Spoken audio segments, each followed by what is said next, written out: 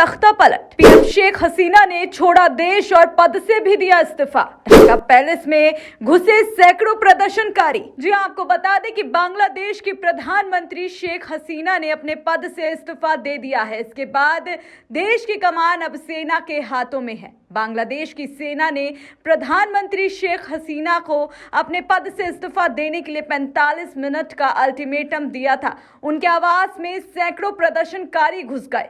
इसके बाद वो सैन्य हेलीकॉप्टर से भारत के लिए रवाना हुई। इस बात की जानकारी प्रोथम एलो दिल्ली ने दी।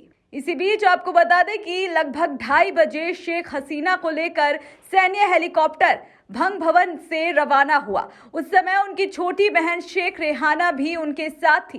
संबंधित सूत्रों ने बताया कि वह हेलीकॉप्टर से भारत के लिए रवाना हुई। वहीं पड़ोसी मुल्क में इंटरनेट सेवा पूरी तरह से ठप बनी है। पिछले महीने सरकारी नौकरियों में आरक्षण के खिलाफ प्रदर्शन कर रहे छात्र समूहों की हिंसा में कम से कम 150 लोग मारे गए और हजारों लोग घायल हुए। प्रदर्शनकारी शेख हसीना के इस्तीफे की मांग कर रहे थे। हालांकि शेख हसीना ने खुद ही अपने पद से इस्तीफा आज दे दिया।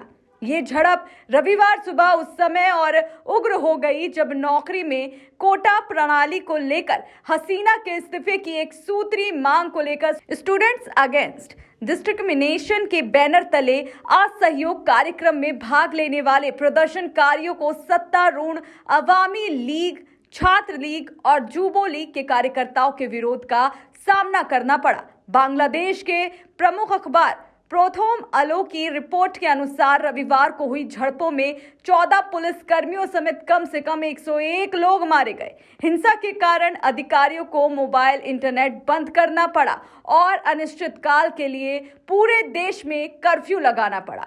आपको बता दें कि प्रदर्शनकारियों को नियंत्रित करने के लिए बांग्लादेश के गृह मंत्रालय ने रविवार शाम 6 बजे से ही देश में अनिश्चितकालीन कर्फ्यू लगा दिया था। साथ ही सरकारी एजेंसियों ने सोशल मीडिया मंच, फेसबुक, मैसेंजर, व्हाट्सएप और इंस्टाग्राम को बंद करने का आदेश दिया।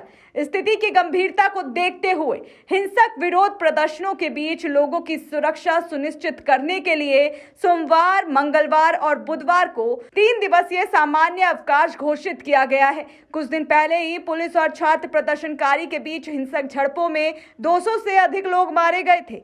छात्र विवादास्पद कोटा प्रणाली को खत्म करने की मांग कर रहे थे। आगे की जानकारी देते हुए बता दें कि बांग्लादेश मीडिया के मुताबिक देश की सेना प्रमुख वर्तमान में देश की स्थिति पर राजनीतिक दलों के नेतृत्व के साथ परामर्श में लगे हुए हैं। इसके बाद सेना प्रमुख का संबोधन होगा।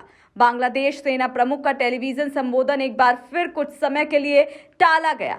माना जा रहा है कि सेना प्रमुख अपने संबोधन में सत्ता परिवर्तन का ऐलान करेंगे।